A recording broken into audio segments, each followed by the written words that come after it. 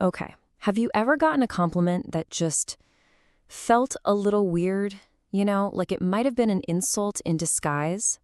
Well, for a whole lot of people with Turkish roots, that exact feeling gets wrapped up in one single sentence. It's confusing, it's totally loaded, and in this explainer, we are going to break down exactly why. So it all kicks off with this phrase right here. It translates to, "But you don't look Turkish at all." Now, on the surface, that seems like a simple enough observation, right? But believe me, for anyone who's actually heard this, the meaning is anything but simple. It just opens up this huge can of worms about identity, stereotypes, and how people see each other. So what is it? Is it a compliment or an insult? Well, on one side, you have the person saying it who probably expects a thank you. They genuinely think they're being nice. But on the other side, well, it's often seen for what it is, a form of hidden racism. It's like trying to praise you by taking a subtle jab at your entire heritage. And that immediately brings up a pretty big logical problem, doesn't it? If someone tells you that you don't look Turkish, that implies they have some kind of standard, a single Turkish look in their head that they're comparing you to. So what is that look? What's the picture they've got in their mind?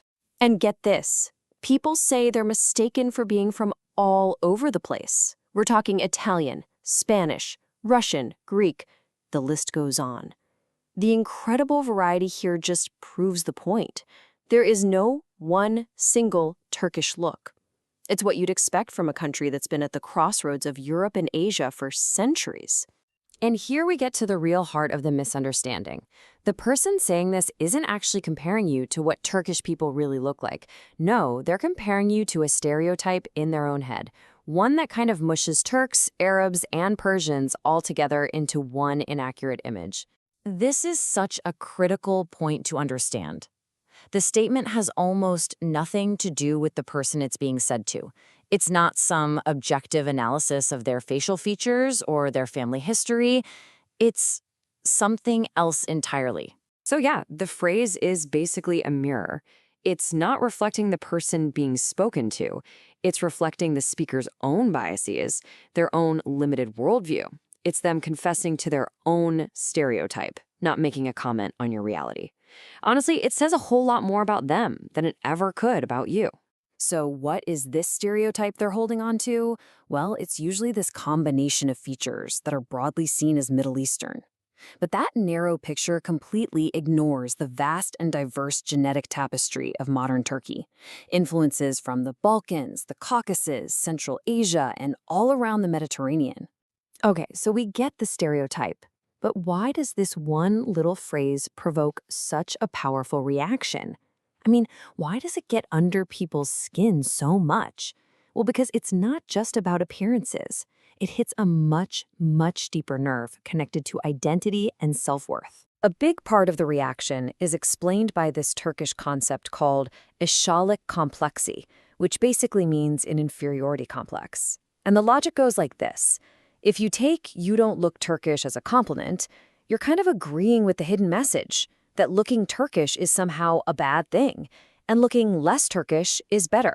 And some people feel very strongly about this. As one source puts it, pretty bluntly, anyone who accepts this as a compliment is at the peak of an inferiority complex. You can see why, for many, hearing someone say thank you to that feels like a betrayal of who they are, like they're choosing an outsider's approval over their own self-respect. So what you end up with is three totally different conversations happening all at once. You've got the speaker who thinks they're just making a casual observation. Then you might have one person hearing, "Oh great, they think I look European," which taps into that inferiority complex. And at the very same time, another person is hearing, "You are using a racist cliche to judge my entire people." It's wild that all of that can be packed into one little sentence. But in the end, it really just boils down to this one simple, powerful truth. The phrase, "you don't look Turkish," says absolutely nothing about the person it's aimed at. Not their looks, not their culture, not their identity. It is purely and simply an admission of ignorance from the person who said it. And that kind of leaves us with a final thought to chew on, doesn't it? How often are our casual observations or the little compliments we throw out really just reflections of our own biases, our own little bubbles. Maybe the next time any of us goes to make a snap judgment, it's worth asking, what does this statement really say about the world? And what does it say about me?